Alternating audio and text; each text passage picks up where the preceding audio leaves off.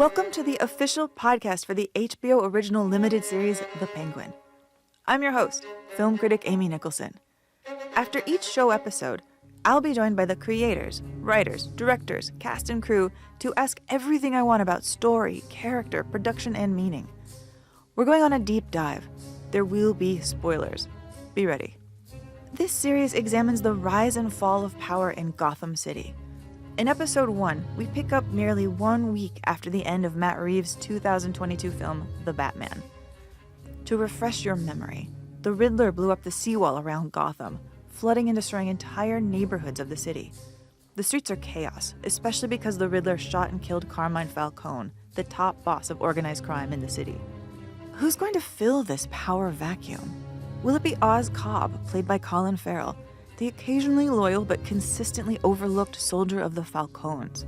Could it be Sophia Falcone, played by Kristen Milioti, Alberto Falcone's sister, newly released from Arkham? And then there's the Maronis in play. Even if Sal Maroni, played by Clancy Brown, is still in prison, we can't count them out. Batman's not here to help, so we are on our own in the complicated mean streets of Gotham City. And it's pretty tempting to root for the underdog who came from nothing to make a name that no one would ever forget. Cobb. Although behind his back, he's called the Penguin. First up today, I'm going to be joined by series creator, executive producer, and showrunner Lauren LeFranc. Also joining us is Dylan Clark, who executive produced The Penguin and produced The Batman. And Matt Reeves, executive producer on The Penguin and the writer-director of The Batman. Hello, welcome. Congrats on being my first guests. Hi. Hello. Well, so we can't really start talking about The Penguin without talking about the end of The Batman. So Matt, how many days have passed here since the Riddler destroyed chunks of Gotham by blowing up the seawall? And how did you decide on this shaky moment in Gotham history as to be the foundation to build a whole new show? I mean, it's about a week. That's kind of what we've always said.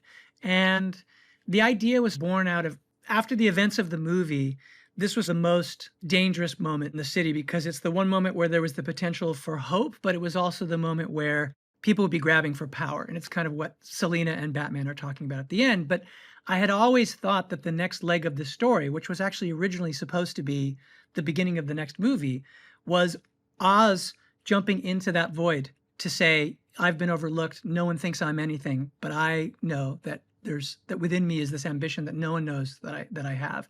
And so it's kind of where the idea for the show came from, which was this idea of, with Falcone gone, that in the power vacuum, people would be grabbing for power and no one would suspect that the person who would be the most insidious and the most brutal in doing so would be the wily Oz, who, the way that we introduced him in the movie, is sort of underestimated. He's seen as a bit of a joke.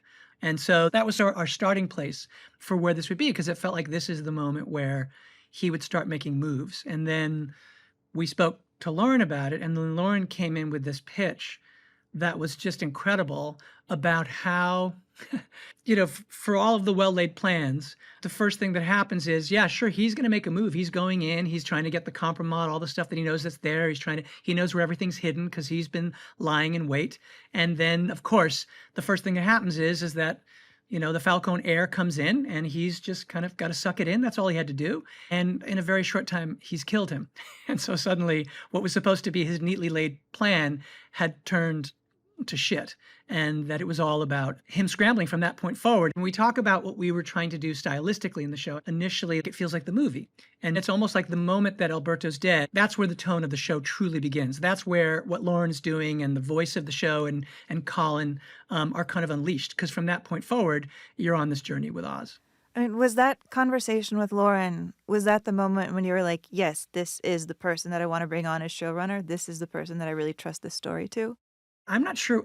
I don't think it was that moment, because that was the moment to me that said, we're doing the right show. She's got the right idea. This is amazing. But I don't know if that was the moment. Dylan, what was the moment? How did that really work? Lauren came to our attention from our execs at Max, Sarah Aubrey and Joey Chavez. They had gone through a process with her on a really big deal.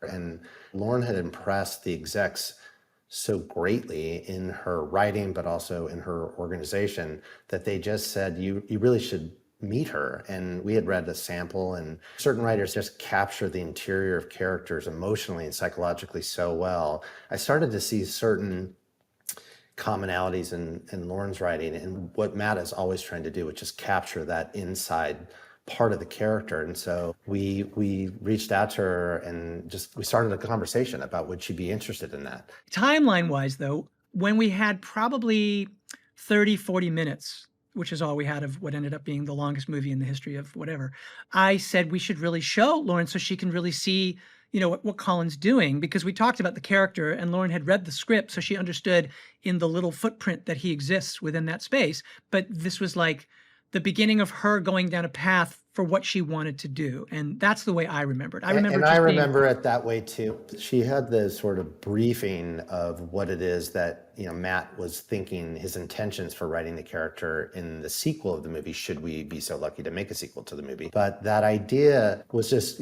given to her as a broad shape, as we've said, a rise to power story in this vacuum. Then you have to do the hard work and figure out what's the journey of it. And it just, every time we would check in with her about details and what she was talking about doing with this character's emotional state of mind, psychological complexities, characters that were coming into play, it was amazing because it was really emotional, very entertaining, but also there was darkness that was very truthful to not only the Penguin from the comic book character in the canon, but just what we were trying to do in the movie. And that handoff from movie to show is really hard to do. I had never done that. I'm not sure, Matt, you'd ever done No. This was. I think that was the whole thing. It was like, really the parameters that we talked about was, as you say, Amy, it was like, this should be a week after, and we want this to be an examination of this guy to understand why he has this ambition, what this void is inside of him that he can't fill. One of the scenes we showed to Lauren was the scene where when Batman is watching through Selina's eyes, she goes to a Penguin into his office to get authorization to go down to the 44 below, which is the club within the club, the real club. And it's where it's a lot of illicit things go on down there. And Oz is very protective and also clearly has feelings for her. And he's like, what are you doing? And she's like, I need money. And then he's like, what do you need? I'll give you. And he like starts giving her money. And she realizes that Batman is watching this. So she just cuts him off going, Oz, I don't want your money. And he looks at her and you just see this look in his face. And Colin, of course, being Colin, the way he is in the show, he does this very dark thing where he goes, not good enough for you. And then he says, I know. He says, I know you don't see it. Nobody does. But one day this city's going to be mine. And there's that moment where you go like, oh, this guy's really dark and fucked up. And he obviously thinks that people look at him as if he's nothing, but the only way to get there is through something transactional, to grab for power, to become something where people can admire him because of what he's achieved, because of what he's done. So that's really just this tiny starting off point to say, like, what does that mean? And then Lauren dug into his personal life and his personal origin and backstory and said that the whole first episode would be this kid who chose the exact wrong moment and time and place to be, which is to steal this guy's hubcaps. This is the wrong moment for you to be doing this with these guys. And that puts him where, by all rights, by the end of the episode, he should be dead. And that this creates this unlikely relationship between the two of them, like that we fell in love with. And then it was like, oh, wait, we're now going to see this relationship with Francis. This is really the key to who he is. He has this mother who has Lewy body dementia, and she is this incredible figure. And then the other idea was that we would meet Sophia Falcone, and that she was known as the Hangman, and she has a relationship with Oz that we don't yet understand, but is the key to everything. And so all of these characters were keys to different aspects of Oz, and the way she presented it, we were like, this is just a fantastic story. This is a really good moment to bring Lauren into the conversation because, Lauren, I mean, we're really going to get to know you over these next 8 episodes because you are everywhere. You're the showrunner, writer, executive producer, series creator. For those listening who perhaps don't know, what exactly does a showrunner do and why did you want to do it for this show? Well, a showrunner, it probably varies a little bit. I mean, I think of my job a lot as, one, you're a writer first, and you try to have a vision for your show, and then you reiterate that vision to literally everybody again and again and again to try to have them feel as passionate as you are. And then, you run the show, I suppose. But I've been a fan of Matt's work for a really long time, And I feel like I connect to it because I can feel he connects to it. I think it's always leading with empathy and emotion in his filmmaking. And so for me, I was excited to meet Matt and excited to meet Dylan and just talk and see what they were thinking and try to be as much as possible like a sponge to that and honor what Matt was doing in his film. I felt lucky to see the first 40 minutes of the movie, and I remember vividly I was by myself with a mask on in this small little theater at Warner Brothers, and I was like, I can't believe I get to see the Batman before so many other people. So that was really thrilling. So, obviously I needed to make sure that I felt an emotional connection to this type of story, or that I could feel like I had a reason to tell this story, or that I should be the one to tell the story about Oz and all these other characters. So that for me was just about asking myself questions and digging deeper into that and trying to figure out who I thought this man was based on everything that Matt and Dylan told me. Well, and what questions did you have for them? And also, what guardrails did you feel like there were in making your world connect to their world? I had a lot of questions, I think. I think we all were we were trying to figure it out together a bit of, what would this look like to go from a really large feature into following just this man, and what that universe is like, who's in that universe, who should be there, what would that feel like, cinematically, what should that feel like emotionally, what do we want to dig into? And the thing that we kept coming back to was, this is a character study, it's an investigation of this man. And so that's the heart of it, that's the goal. And so if we don't have that, and that's just, I think, for any kind of good storytelling, if you cannot latch on to these people and understand them, you don't have to like them. And certainly with Oz, that's not really the goal. It's just to feel some sort of connection that makes you want to continue to watch them. And to do that, I think you have to have a strong foundation of emotionally where this person's coming from and what made them, what formed them, and what shaped them, and then make sure the other characters have a world that feels just as ripe. Well, on that note, did any of the three of you feel that you had preconceived notions of who the Penguin was that you had to unlearn? Not really. I mean, not in that way. I think why I felt like through our discussions there was no question that Lauren was the right person was because she was trying to take him seriously. And I think for me, that's what I was excited about in terms of doing the movie and what I was hoping we would do in the show, which was to take these characters, which are kind of mythic pop icons, right? But then to find a way to make it relevant to now, to who we are, so that the audience is watching. It's weird because as much as like people go, oh, you're doing a Batman thing, it's a comic book thing. But honestly, this is really much more of a crime show. It's a comic book character, and we definitely lean into that part. That's part of it. But it's leaning much more into this character forward thing where you go on this journey that is it's funny, it's hopefully scary, it's thrilling, and it's awful. Like there are some moments you're like, oh my God, that is so twisted and dark what happens. The ending of the show, which is exactly as Lauren pitched it, when you get there and you see what it is this thing that really brings you into such understanding into just everything that is wrong with this guy, but also everything that's broken about him.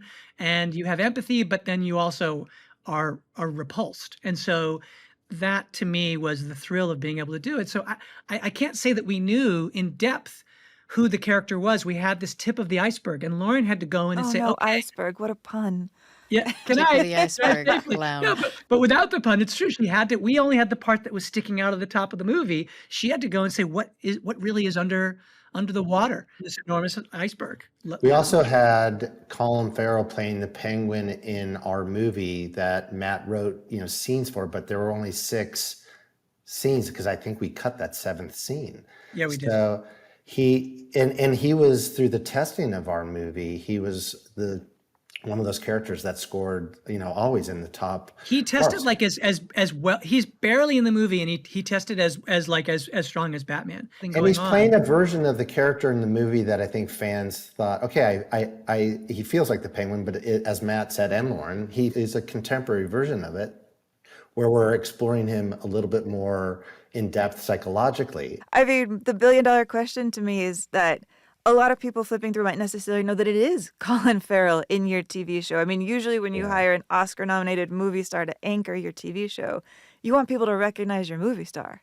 Well, look, Matt, you should answer this, but I want to answer the first part of it, Go which ahead. was there's something so like rewarding, watching Colin be allowed to go on a journey with Mike Marino, with Matt supervising it to arrive at this prosthetic character. That what Mike was able to do was allow it to be lived in and breathe, and just the soulfulness of Colin to be able to penetrate through. He is one of the most talented actors at the top of his game right now.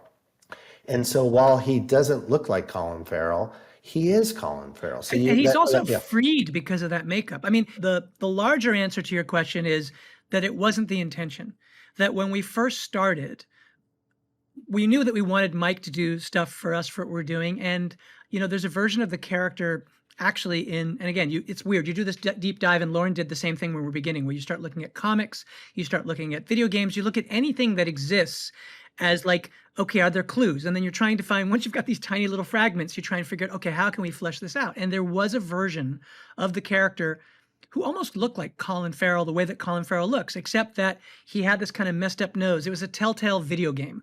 And so we talked about that. And then I was like, oh, that also kind of reminds me of John Cazale in The Godfather. So we started to talk about Mike and maybe doing something Penguin-esque with his nose, but maybe it is going to be Colin. And then Colin came in and he was doing a movie where he'd gained quite a bit of weight. And I was like, God, it'd be great if you could keep the weight. And he was like, I can't keep this weight. It's just taking too much of a toll on my health. So as all of these discussions were going and we're talking about all these references, Mike starts sculpting and he comes in one day. I'm expecting he's going to bring in a nose, some little scar, some sort of thing. He comes in with this sculpture that looks exactly like the way you see Colin in the show. And I was like, oh my God, what the hell? And I was like, look, honestly, my fear is that people will look at this movie and they will say, if there's a single moment where they go, yeah, that's a guy in makeup, then we have failed. It was so hard to even do the movie because I realized Batman can't walk in the front door usually. Like, he can't do normal things. So the last thing I want to do, since we're trying to ground everything, is then have a guy who looks like we're trying to do, let's say, what Danny DeVito was in the Burton Batman, where it feels very theatrical. I want it to be real. And he goes, oh, no. People will never know. Colin initially was a little resistant to play the role because he loved the script. He loved the movie, but he goes, gosh, I'm not sure. I don't know if this is the guy. And then when he went in for the makeup test and they started doing it, Colin was unleashed.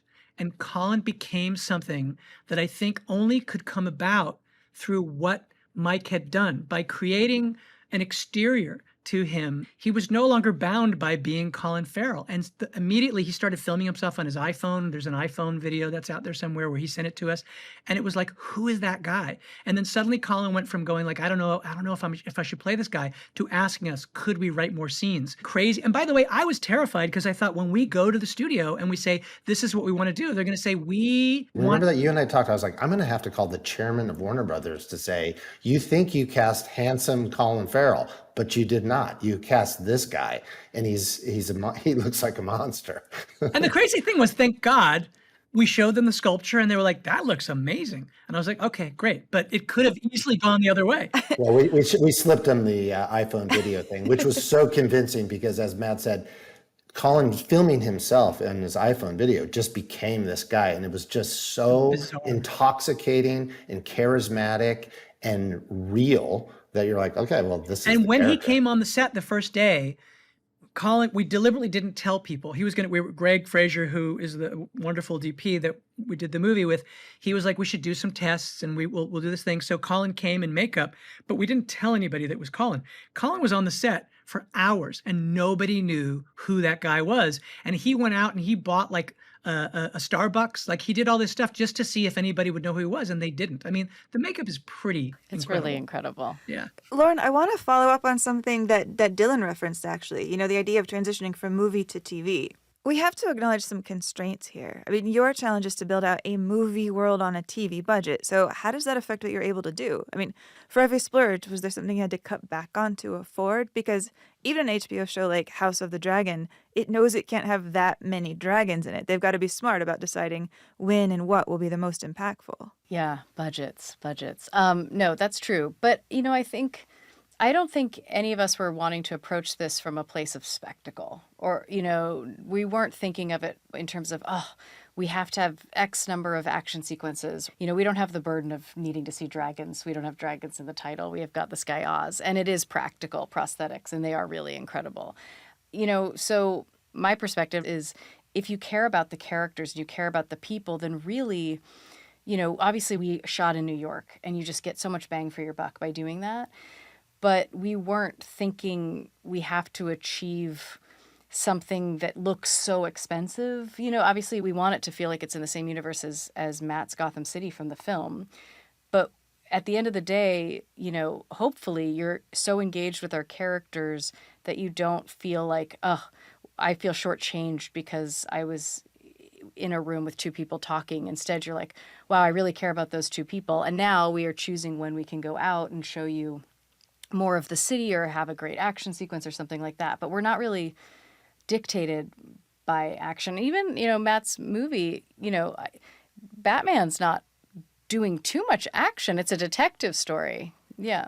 That was the terrifying thing. I mean, of course, Colin is part of the big chase in the movie, so he is part of the key action sequence. But honestly, the stuff that people remember are the things like when he is being questioned by Gordon and Batman, and he's saying, no habla español, fellas, and the whole drama, the landscape of, I think, the show is exactly what Lauren says, which is its character. Like, the special effect is, here's this guy, and you are looking at him, and you've never seen anyone like him in this way before, and you're going to go on this journey with him. It's funny because when you say constraints, I say what's so exciting are all the things that we're not constrained by being on HBO. That all of the things where I thought, okay, we can't do this in a PG-13 movie. I mean, the places, the guardrails that are removed, and what Lauren was able to do and what Colin's able to do, he talks in a way he can never talk in the movie. Like, I'm working on the next movie now, and as we're writing the script and going, I can't really say it the way that Lauren has him saying it, because that I can't do in a PG-13 movie. But I don't just mean language. I just mean that it's really looking at this character in a frank way that is hard to do in a movie. So there are certain guardrails, but there are other freedoms that are possible on the show, and Lauren really dove into that. And the gangster part of it, Amy, is, doing a gangster show on HBO with the great, history they have with Sopranos and True Detective. It just allows for Lauren's character writing to get into these gangster situations. So it's really, following these characters in these very tense, violent situations, and things are going to erupt. But for me also, again, I would say guardrail-wise, but when you talk about removing them, the idea of the pyrotechnics of getting to watch Oz with his mother and what Lauren wrote there and what those actors do in those scenes, to me, I'm like, oh my God, there's a tremendous amount of freedom in this space that we just didn't have the time for in a movie like this. And this is what's so exciting about getting to go on that journey. Well, and there's also another challenge that I do want to bring up as well, which is, Lauren, last year you were in the middle of production when SAG, the Writers Guild, they went on strike. You'd started shooting in March, you had to shut down in June, and you didn't start again up until what, after Thanksgiving? Yeah, I think we started prepping in November, and we started shooting right after Thanksgiving, I think. It's all a blur, but I think that's roughly correct. What does that do? I mean, when a production has to stop for 6 months? I think it was a wild time for everybody. I don't know how many shows there were that were shooting at the same time. I mean, our crew really went through it, and I'm just grateful that we could jump back in and actually come back, because I know a lot of shows weren't able to come back. Yeah, I mean, it put a lot of stress, I think, on everybody. For me, for our writers, we were working, crazy hours to hit our deadline before May 1st, before we knew it would be pencils down for us, or suspected it would, and then it firmly was. And then obviously SAG following suit. But I think we were all like trying for better for everybody's lifestyles, and so that's great. But it was tricky. It was really hard. I do think it bonded everybody on the set. We felt more like family because we'd been working together longer, because everyone was sort of struggling through that in different forms, of course, together at the same time. So in that regard, it really, I think, more firmly bonded everybody.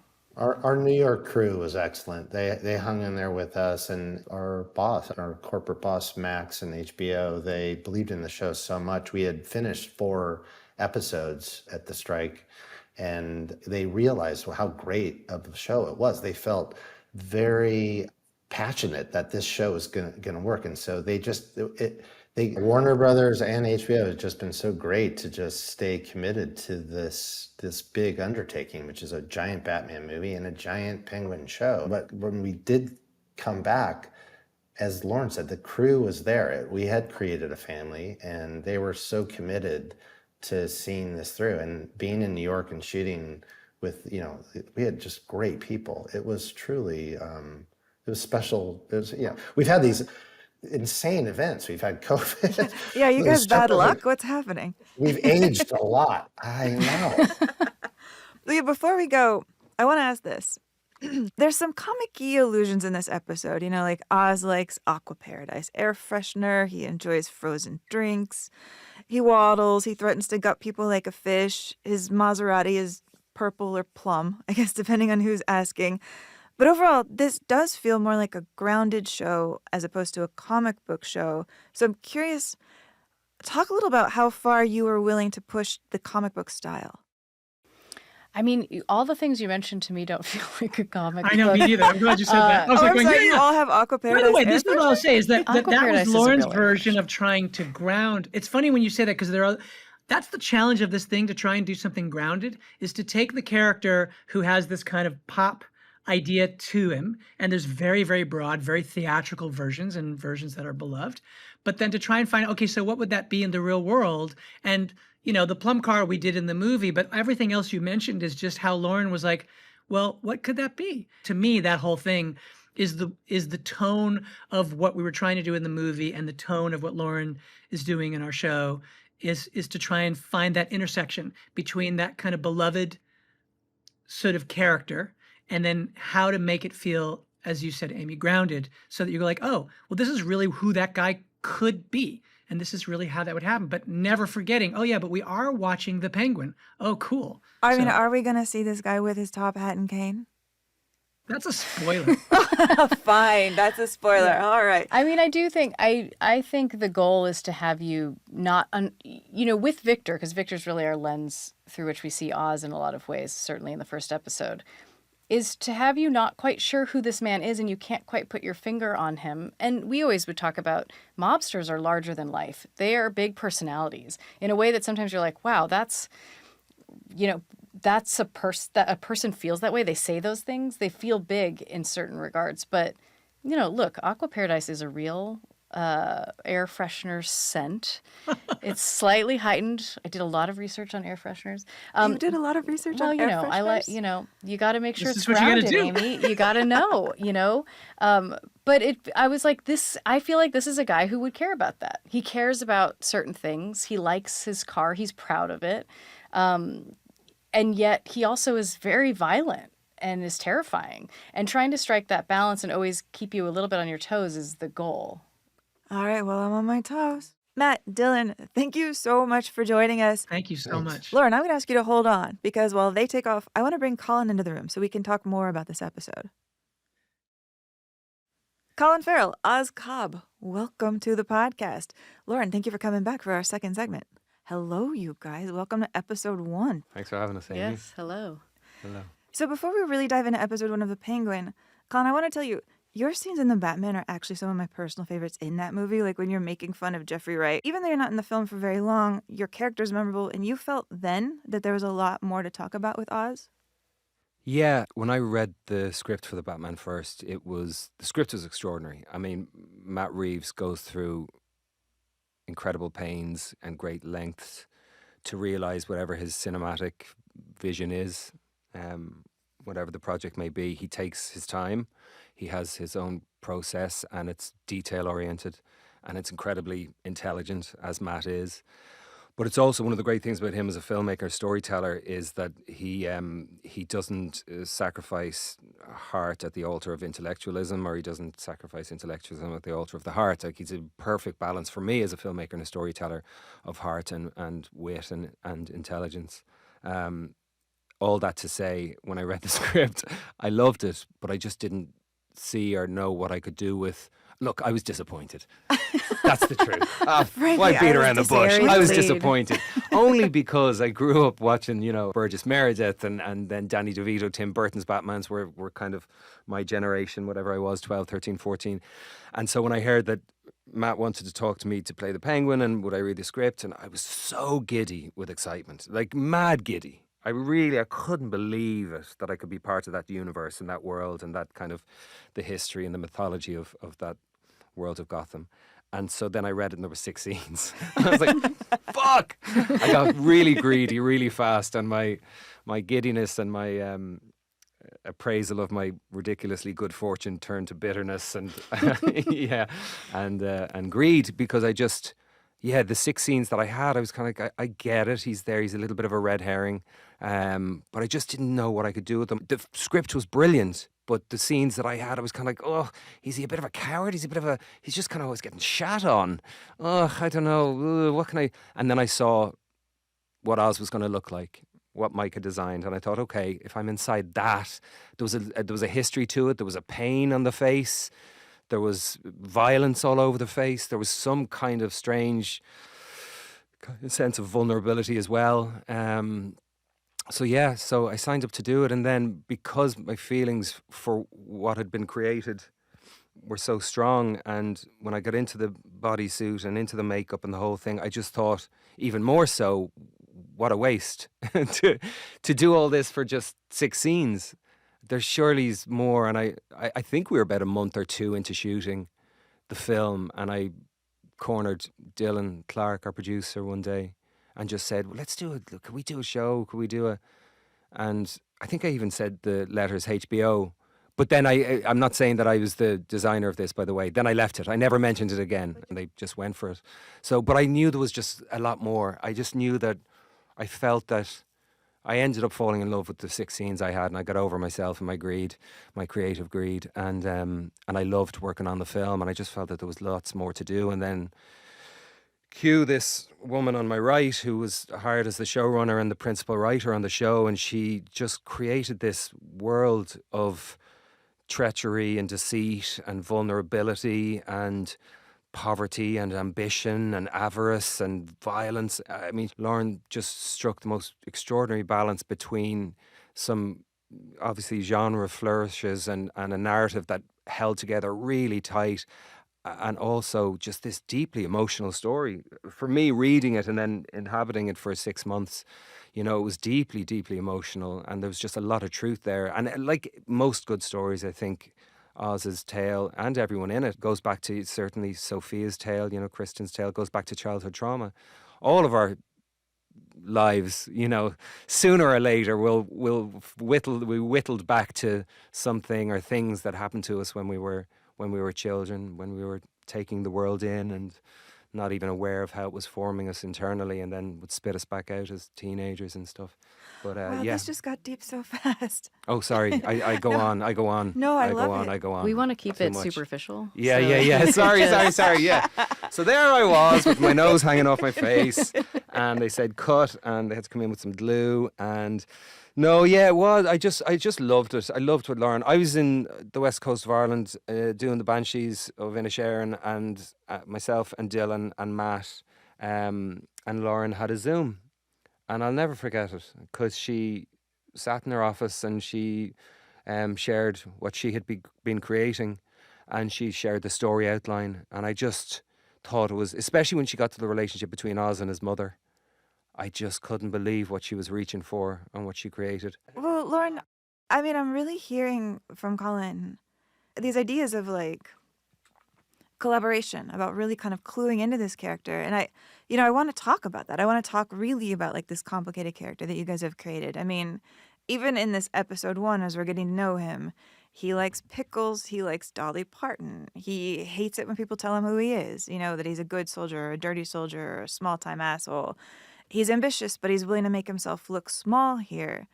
I mean, I want to get your insight into developing this character together. I mean, since Colin was thinking about it before you were thinking about it, and I want to hear about this. Well, first of all, I inherited what Matt created in his world, and also Colin had already been the Penguin. I mean, I came on when Matt was editing the film, so I read it first. So, like Colin, my first experience reading anything Oz said was on the page, that I wasn't seeing it. And then Matt let me in to watch the first 40 minutes as he was editing. And in those first 40 minutes, a lot of it was Oz as well. And so then I got to see what Colin was doing, and that really floored me. And just, like everyone else, it's like he's so unrecognizable, which is true. But I also it just was more I saw this different man, and you couldn't identify him as any other person except for who this man Oz Cobb was, which is really inspiring and interesting to me. And then when I imagined him, I just imagined Oz. And when I thought more deeply about him, part of my process is just asking myself questions of things that I'm curious about, of what would make a man like this based on what was already represented in the Batman, and then what questions I find interesting, and things that, for me psychologically, knowing that this was a character study, what we could really do, and what we could speak about, and then how to sort of unpack that, and what drives Oz. Because it started with, the idea, I think, was, let's do an HBO show about Oz and his rise to power. And to me, my first question is, well, what does that mean?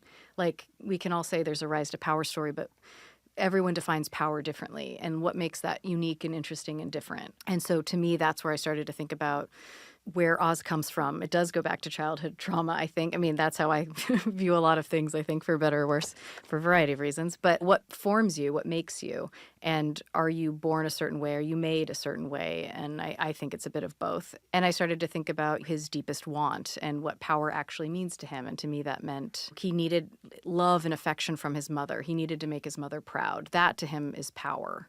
That's why he wants what he wants. And just started to think about ideas of his mother potentially being withholding, and why, and that perhaps his greatest fear is that love is transactional, and that yet everything he does, every decision he makes, is as if that's true, as if love is transactional, is a truth that he abides by. So, he has a sex worker girlfriend, Eve, and he pays her. And so there's a level of Eve's control. a sex worker? Yeah. Oh, you thought she just No, loved you? she loves you. Yeah, She yeah, okay, she doesn't need your money. Grand, cool. Just wanted She to be would clear. be into you no Just matter want the audience what. to know Yeah, that no. it wasn't So the one non-transactional relationship. yeah, in the no, whole for thing. sure. It's the one that's not Me and my transactional. dear lady of the night. Yes, no, Eve. she's just a good friend who will be there for you no matter what. Yeah. No matter what she receives from it. Sorry for that mix-up. Gosh, that thank was you. awkward for a minute. Cleared that one up. But yeah, so he goes through the world, in my mind anyway, sort of with these truths, not that he thinks about them actively, but that is sort of how he leads, and that he's a narcissist. But narcissists are incredibly inspiring people if you do what they want and abide by them. And so he's very charming. And I mean, I think actually a lot of our leaders and a lot of CEOs are narcissists, so they can be extremely successful. And just started to ask kind of deeper questions, and then started to pepper the world with people I thought would be interesting as antagonists, or, like Victor, people who would be a mentee to someone like him, why Oz would be drawn to someone like him, or what Oz would think of someone like Sophia, and what he would value and respect from her, and then also disdain, and, questions like that. I kind of want to understand some real just simple things, Colin, about the way you work. Like, are you a person who tends to build characters from the inside out? Do you tend to go outside in? How do you turn Oz on? I think I've already exposed that this one was definitely from the outside in, having seen, the visage that was made. I don't know. It's always different.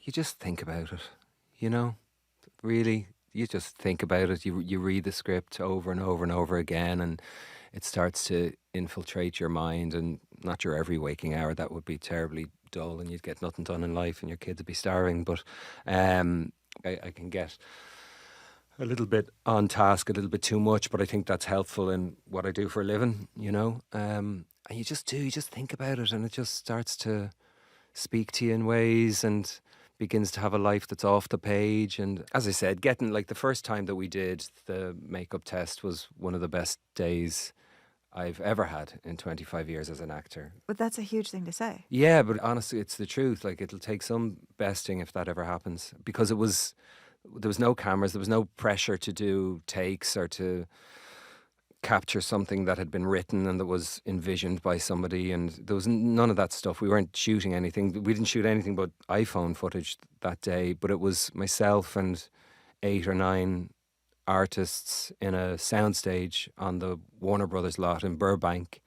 And it was maybe 4 or 5 or 6 months before we started shooting the Batman. And it was the first time, as I say, the makeup was going on, the bodysuit was going on, and some kind of thrown together version of the costume was going on. Well, how And did it feel like it was inside of it was all of that? amazing. It started to mess up my head. Do you ever see cats looking at themselves in the mirror for All the the first time time. and they shit themselves and they fucking they kind of hop backwards a few feet and go, what the fuck is that? You know, that moment of self-actualization for our little moggy friends. It was a bit like that. It was very strange. I mean, you look in a mirror, you know, for 45 years of your life, and you see what you recognize as yourself, a version of looking back. And then for the first time in 45 years, I looked in the mirror and I was nowhere to be found. So it was a very powerful thing. And I had already been working with Jessica Drake, who was my dialect coach, for about 2 months before the makeup test. And so I fairly much had the voice down. I was comfortable enough-ish with what we were doing. And as soon as the makeup went on, I went into a room on my own and started talking in front of the mirror and moving the face around on my own and all that kind of stuff. And it was just strange. I mean, I don't want to say it was like a possession, but it had elements of being overtaken by something that was greater than me in a way. And that something that was greater than me was greater than me. It was the accumulated imagination and creativity of 8 or 9 other artists. You know, of course that's greater than me. So I was actually feeling the power and the beauty and the grace of those, you know, brilliant artists coming together. I mean, we had someone doing the eyebrows, someone doing the wigs, someone doing the teeth, someone doing the bodysuit, Mike and 2 others doing the prosthetics, someone doing the costume. It was amazing. And it was 7 o'clock at night when we were finished. We were in there for 7 or 8 hours. And then my son came out. My sister picked up my son from school, and then he came out and saw me, and he was like, holy shit. And I have it on video of him seeing me for the first time. And he was kind of like, Dad, what the hell? And I was doing the whole, you know, "Well, you don't want me to read your stories, kid? Come on." You know, and he was like, He it was didn't want magic. you to read stories? He was freaked, understandably. I was freaked. And then he and him went off outside, just the 2 of us. And I got him to touch it and feel it. And I talked to my own voice again because I was messing around with the voice when he came into the room first, you know. So it was magic. Like, look, I'm a fan of film and television and stuff and storytelling long before I ever thought of being an actor. And if I ever give up being an actor, I'll be a fan of the same still, you know. So that's the most important aspect of what we do to me, is that I'm fortunate enough to be a part of this madness of bringing stories to life with 200 people or 100 people or whatever it is, you know, the collaborative element of what we do. But as far as how do I work, I don't know. I'm still just throwing paint. I'm throwing paint at the wall, to be honest with you, still. But from what you're describing, now the question I have then is, how do you take Oz off? Because this is a long shoot, and I'm watching you walk, and I'm watching you inhabit this character. Yeah. Just even like end of the day, how are your legs feeling? How is your mind feeling? Look, if you decide to really hone in on a mood, right? Just a mood. Anger, sadness, joy. I mean, people are doing it all the time with affirmations and blah, blah, blah. We get programmed as human beings fairly easily. Like, our minds, our cerebrum it's all pretty malleable, you know, and we get convinced very quickly that things are a certain way based on our feelings, and things get locked in fast. So if you picked an emotion and you dedicate yourself to just concentrating on feeling that, like really for 2 days, it would be in you. It would become real. It would be, your perception would shift, you know. And so, yeah, so you're in that, you know, the days where they only shot me 3, sometimes 4 days a week, because from getting into the makeup truck in the morning to leaving the makeup truck after the removal at night, it was like 3 hours, 3.5 hours to get it on and an hour less to get it off. They were 15, 16-hour days. And it was the first time, you know, as an actor, the crew are there way before you and they're there way after you. You know, an actor has a much easier lot than most of the crew. It was the first time ever that I was there before everyone, and I was outside of the makeup crew, and I was the last to leave as well. So the days were long, and when I wasn't in the makeup, I was, it stayed with me. I mean, by the end of it, I was angry. Angry? I was angry. Angry how? Angry why? Angry at what? I was just angry. I just was, you know, and I had to check in with my sister. I remember saying to my sister, am I being a dick on the set? Am I, like, am I being a dick? Am I being short with people? Or just I was getting nervous about that because I could just feel an anger inside me. And I think it was just from, I mean, it gets very, very dark in this show. And I know it's just fiction, and I know it's just acting, and every actor has a different process. And you can attest to based on my answer to the previous question, I don't know what my process is. I'm throwing paint at the wall, I repeat. But yeah, it was dark. Like it was a dark part, and it was so well written by Lauren, and it was so well designed, and the trajectory was so beautiful and so kind of delicately modulated. His rise into power was married by his descent into a kind of a madness. Both things were happening in absolute kind of conjunction with each other. And by the end of it, yeah, I was over it, to be honest with you. And I called it by the end grumpy gratitude. That's what I called it. Anyone who'd fucking listened to me on the set, I would say, I'm feeling grumpy gratitude. So I never lost sight of the fact that it was seriously a real honour to follow up, Burgess and Danny, and, bring to life this character that goes back as far as 1941 in the comic. By the end of it, it was just so dark, and Oz was just I just found it to be really ugly, ugly, ugly stuff. And there was that extra thing of obviously wearing it all. Like there was no escape from it during the day. Like you go back to your trailer at lunch or whatever and sit there in the fucking chair and just stare into space with this big bodysuit and the makeup. And yeah, it was a very powerful experience. It was cool. Like it was really interesting. I'm not sure I would be dying to ever do it again. No, contractually obliged. No. I'd love to. But I mean, Lauren, were you aware of that, of the anger of the grumpy gratitude? Yeah, but no, not I. Colin and I would talk a lot about what it's like to inhabit. She was an amazing Oz. ally. Like you really were. You're just brilliant to work with. You're just like yeah. Well, no, I mean it's to me it's so collaborative. Colin's so collaborative, and I think it's a conversation. Like I feel like we found Oz in a lot of ways through just constantly having a conversation of digging into every scene, or just the questions as he evolves as a character. And I know he gets darker. And it's something that I experienced in writing him, and I'm sure all our writers did. And you're really trying to get inside this man's head, and he's a very complicated and at times dark guy, and also confusing because he's also charming and kind of fun. And so there's those things that exist also with him. And so I don't know, I can't imagine what it's like to actually inhabit him, and I didn't have to wear a prosthetic, thank God. But I totally understand where Colin was, emotionally with Oz, because I felt like that too. Yeah, you traveled the journey in your own way. I mean, bringing Right. it to life, creating it. You really did. Right, but then I got to sit back and have that separation where I'm watching Colin work and play Oz, and I'm thinking about, are we getting all these like, is this coming across, like what we're all seeking to do, like creatively what we're trying to achieve and what we want you to feel with Oz. Like, there's a little bit of that separation for me. But how would you describe your journey then? I mean, I love writing Oz. He's very fun to write because he's so complicated, because you don't always get as complicated of a character to write. And also in my life, I don't live my life like Oz does. I don't get to say and do whatever the hell I want. So in writing him was really exciting, because I'm like, I'm just writing this white dude who's he walks into a room and he takes what he wants and he says his truth, and he doesn't really give a shit about what anybody else has to say. Or if he does in moments, he's very particular about that and careful.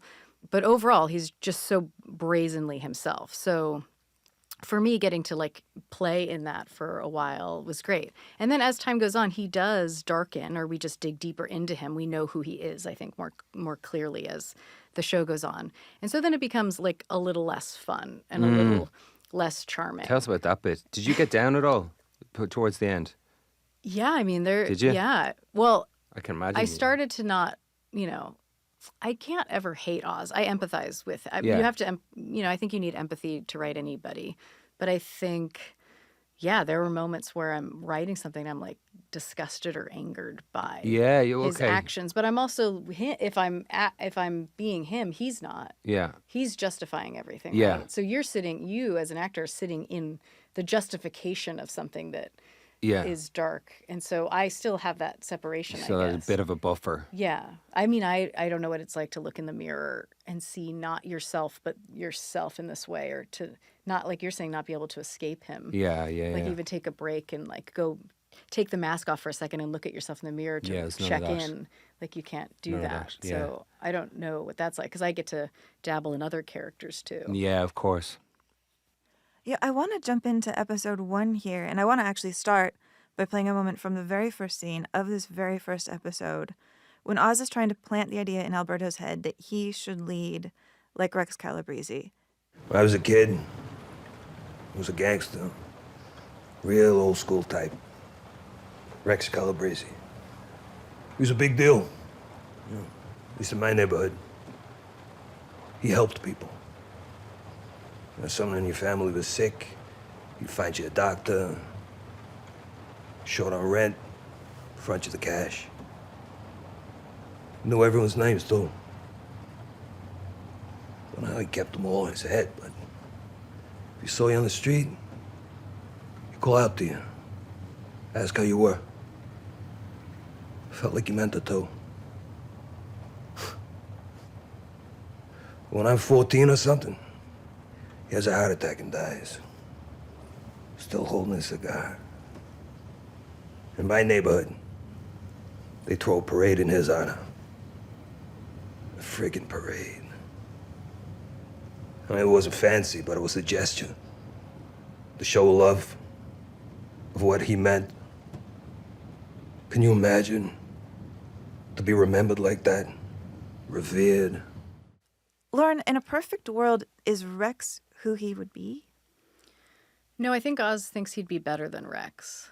Better than Rex. But I do think, he models himself off of Rex in the way that you would if you're a young person and you have someone you aspire to or you look up to before you maybe deeply know them, or maybe you never deeply know them, and that's partly why you think you want to be that person.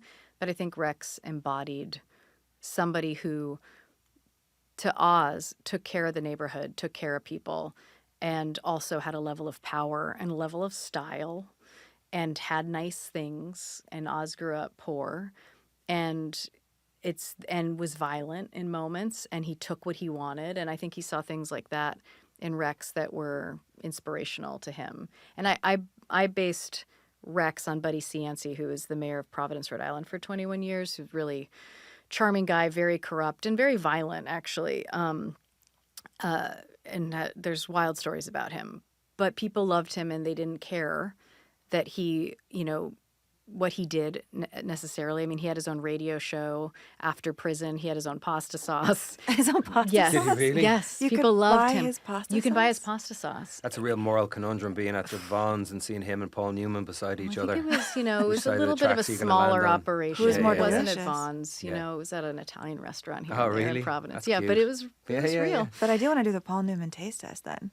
Yeah. Yeah. Yeah, we should. Am I ready to right? sell my soul for some better fettuccine? Yeah. But people loved him because he took care of the neighborhood. And so he changed the city. He revitalized the city. So they were willing to look the other way. He didn't do things on the up and up, but it didn't matter because their lives were made better. And I do think there's just a very deep truth about something like that. And Totally. so Pablo and, Escobar, same. Yeah, exactly. I'm not here to justify criminality, but when criminals do for the community what the politicians aren't doing, who do you think the population are going to side with? Right. Even if they're not following the rules, they're, jumping ahead, they're doing things, from a sideways place. If that keeps a roof over your head, it's hard for people not to think that that's okay. I mean, this first scene ends with Oz shooting Alberto Falcone, and it feels like this is going to be just the first domino of whatever is to come. And I'm wondering, Colin, how impulsive is that? How premeditated is that on a scale of 1 to 10? Oh, not premeditated at all. Yeah, no, just pure impulse. I mean, look, he's like, I think many folks who are capable of great acts of violence, Oz has a deep sensitivity inside him, or vulnerability, whatever you want to call it, which manifests itself for him in, it's like Marty McFly not want to be called chicken. Was it Marty McFly? It was Marty McFly. You know, it's the same thing. Oz just, you know, look, he was born with a certain physical abnormality, and he's lived all his life with a certain gait as a result of that. Is what they would have called in the neighbourhood a cripple. And I'm not justifying that language, that's what he would have grown up being taunted as. And so he's incredibly sensitive. He's sensitive about the way he looks, sensitive about not being smart enough, while all the time thinking he's the smartest man in the room. So he's got all these kind of conflicts and all these kind of arguments within him already. The worst thing you can do to somebody like Oz is laugh at them, is belittle them. So yeah, it's an act of impulse. It's just rage made manifest.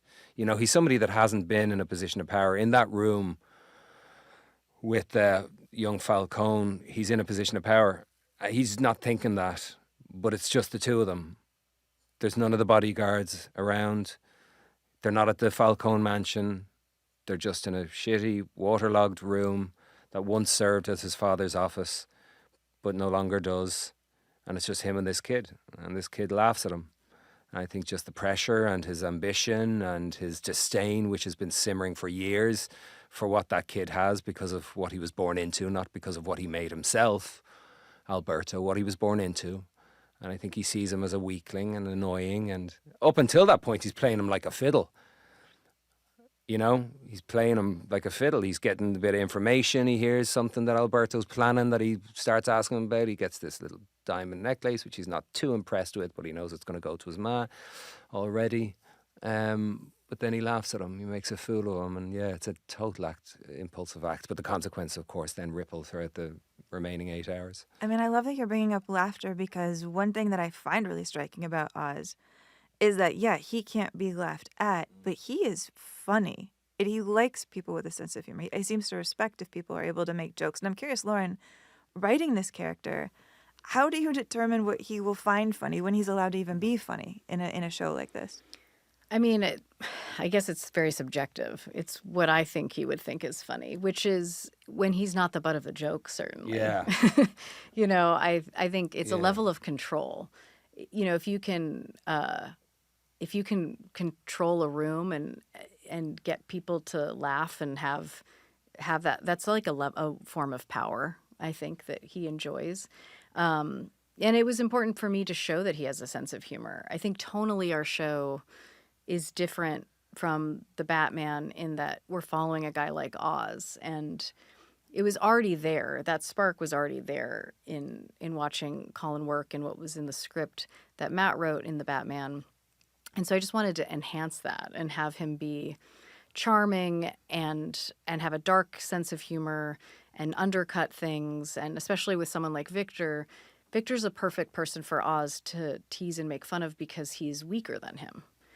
I think, so do you think he takes them on not just out of sympathy, but because of that the power dynamic? Or? Yes, yeah, for sure. Oz to a kid like Victor is a god, you know, whereas Alberto treats Oz like in a diminishing way and treats him like a joke. Victor is afraid of Oz, and Oz can feel that, and therefore that's respect. And I think Oz sees Victor, and not that he's thinking about this level of something in that moment, but I think he sees Victor and is like, this kid could think I could tell this kid I'm the boss. I could tell this kid I'm all these things, and he will believe me, and he could aspire to want to be like me. It's like he sees his younger self of how he viewed Rex in a kid like Victor. And there's that power dynamic. It's no accident that he wants to kind of bring this kid along, I think, in that regard. And it's literally the first time he's ever had a driver. Yeah. And it happens 30 minutes after I kill Alberto and after I've shared with Alberto that there was a guy called Rex Calabrese, and Rex Calabrese would have had a driver. So not that Oz is thinking, oh, Rex had a driver, so I'll ask. But all these internal things are moving without him knowing it, you know?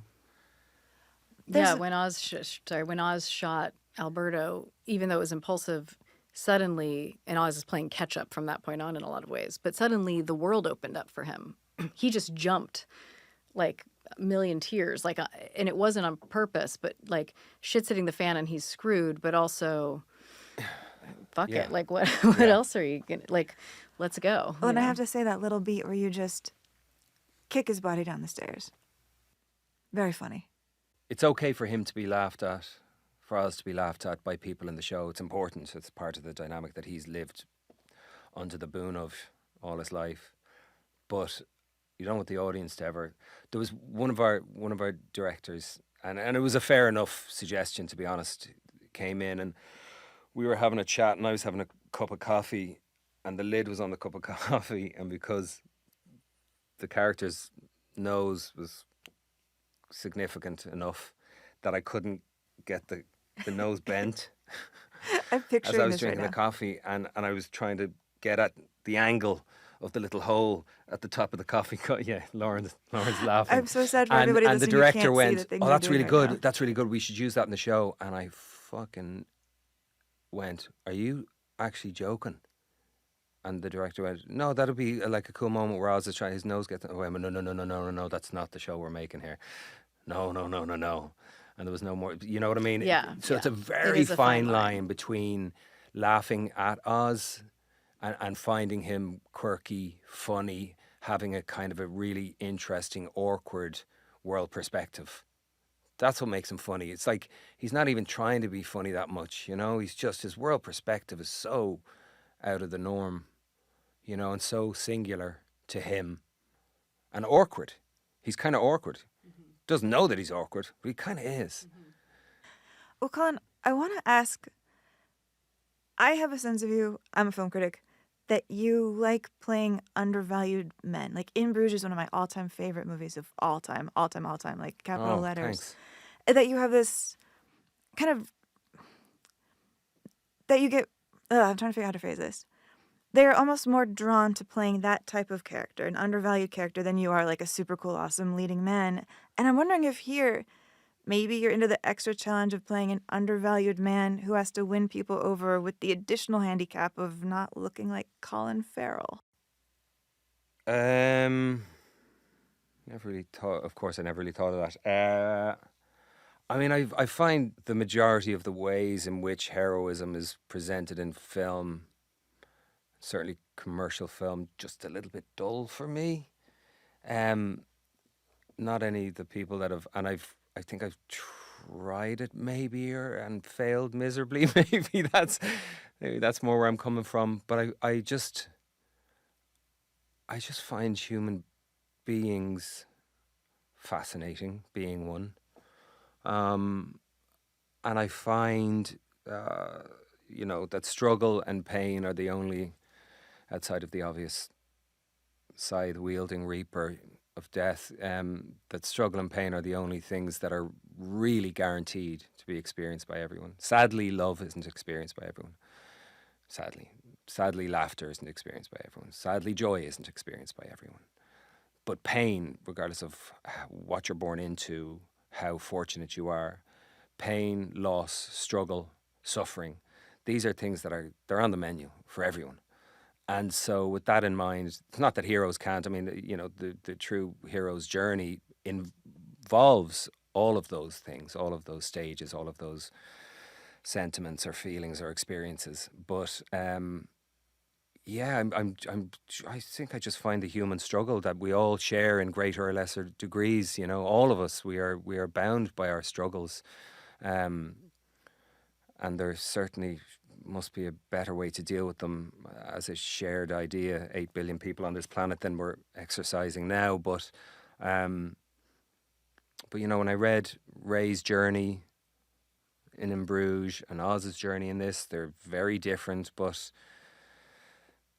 at their centre are, you know, I mean, even Oz is way more sorrowful than he knows. Yeah. Do you know what I mean? Yeah. He really is. He's got much more pain in him than he has any, and it's why he ends up, you know, committing the acts that he does throughout the show, which get ever graver and ever darker.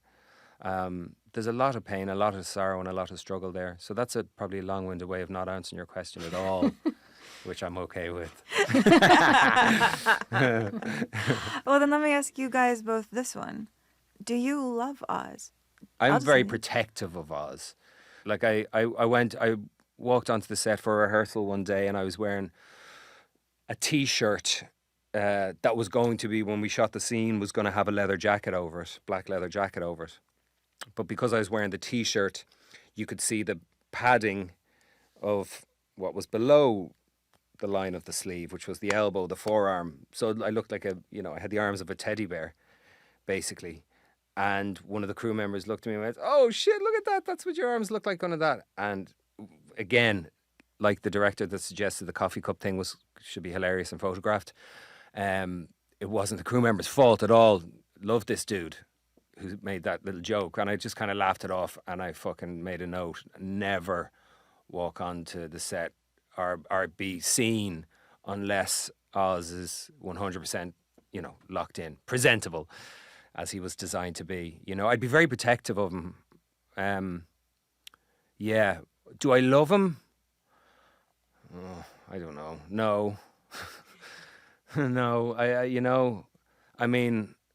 loved exploring it with everyone. I'd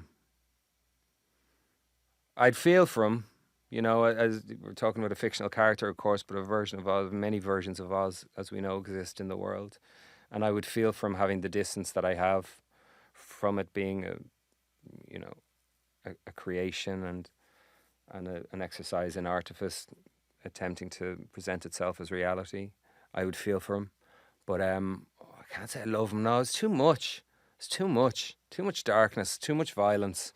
I mean, for both of you, though, this pilot is so important to get right. This first episode, it's really the introduction to everything. And I'm curious, what scene in here took the most time to really figure it out, to really make sure, no, that is actually the version we want to go to, which had to go through the most kind of growth to get to the right place? That's for you, love. For me, I rewrote that first long scene between Oz and Alberto. I can't even tell you how many times. And I took so many long walks and was just like, what? Because it was the first time I was writing Oz and his voice in full, because everything up to that is, I'm writing action lines. I'm trying to bring you in visually into the world on the page. And that was, for me, just better understanding Oz's voice. And I wanted to understand Alberto's voice. And there was a lot of moves happen in that scene. And it's a very long scene. I think it's 8 pages or maybe longer. I can't remember. First scene we shot. Yeah. And it's, and so that was just also because I felt like I'll skip around and I'll write scenes out of order. But that, for me, I was like, I can't really fully engage in these other scenes until I... You have to anchor that. Until I have this one. And this one was a killer. So when I watched that scene on set, and it was day 1, day 2? Maybe I think it was day 2. I think we did a bit of green screen stuff. Yeah, the day 1 was before. a little bit easing us Just in day walking, 2. no talking. It was the first dialogue scene. Yeah, and so it was a relief to me. It was really exciting because, one, everything I write is made better when Colin says it. Truly, it's I'm just oh my God, he's making every writer look great. And when Michael Zegan came in and was Alberto, just seeing that happen and seeing something that was in my head for so long, and also however many millions of drafts that took, that I was like, oh, I think this plays really well. I think this does the things that I was hoping it would do. And thank God for our tremendous actors. And it was the first time I got to see Colin be Oz in full. So all of that was exciting. But that scene nearly broke me in the first episode, I feel like. It was a beast of a scene. And how did it feel for you? I mean, being the person who planted this seed with Dylan, hey, maybe HBO should do a Penguin show. Here is your first big tone-setting scene. How was that day for you? It was really exciting. Yeah, it's really exciting. And awkward like Oz. And it had been a while, I suppose. It had been a couple of years since I did the film. And again, I only did, obviously I feel I know our version of the Penguin a lot more, of course, now than I did when we wrapped the Batman film, having done just the 6 scenes. So I was nervous. I was really nervous. And yeah, you're stuck between worlds in the makeup and the suit as well, You're not fully somebody else, but you're certainly not fully yourself. you're stuck. It's an interesting thing. But I was just, I was nervous and excited, and Michael was great. And I kept my job. I got to come back to work the next day. We weren't sure. I mean, we tried to fire you. I mean, it was lovely because it was a big mouthful. Do you know what? It was actually, it was lovely. It was a lovely way to drop in to the character, actually, now that I'm thinking about it, which I'd never thought before. It was a lovely way to drop into the character for the same reasons that you struggled, because it was a hefty scene and it was 8 pages long and it was establishing Oz in this new world and who he was post the demise of Carmine Falcone. And so it was a lovely way to drop in through a sense of the character's history, through a story that was really, really personal to him and spoke to a kind of aspiration he had as a child. Because he's a really aspirational character, of course, Oz. He has all these, big dreams and fancy designs about the world and how it's overlooked him and how he would run things. So it was a lovely way to drop in, really was, to have those pages. And I didn't feel, there was no rush. Everyone was tentative. It was day 2, I'd say. But it was cool to drop in with a bit of history and a story from when he was a child. It was a nice way to, as it was for you as a writer, so it was for me as an actor, to anchor the character and go from there, Well, you too. This has been a lovely way to start this podcast series. So thank you so much for being here. Thanks, Amy. Thank you. Thanks for having us. Oz impulsively killing Alberto is the inciting incident, a move that will send shocks and trigger aftershocks throughout Gotham's underworld. At the end of the episode, Sophia sees her dead brother and screams in fury. And then we smash cut to Oz and Vic enjoying slush puppies while Dolly Parton sings about pouring herself a cup of ambition. Oz's ambition is clearly going to fuel this show.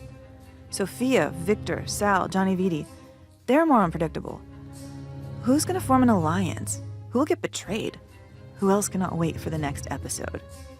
Stream new episodes of The Penguin Sundays, 9 p.m. Eastern, and then join me and our guests next week as we continue to explore the dark delights of this show. The Penguin Official Podcast is produced by OBB Sound for HBO. You can follow our show wherever you get your podcasts, and we invite you to join the conversation. Leave us a review or just share your thoughts on the show. This was an OBB Sound production and hosted by me, Amy Nicholson. Executive producers for OBB Sound are Michael D. Ratner, Scott Ratner, Arlen Konopaki, and Elias Tanner. Produced by Toby Lawless. Production manager is Brian Burgett. Engineered by Josh Falcon. Our editor and mixer is also Josh Falcon. Assistant editor is Chris Cosgrove. Booking coordinator is Tess Bartholomew. Research producer is Jesse Holland. Executive producers for HBO are Becky Rowe and Savon Slater. Executives in charge of production for DC are Mike Pilata and Victor Diaz.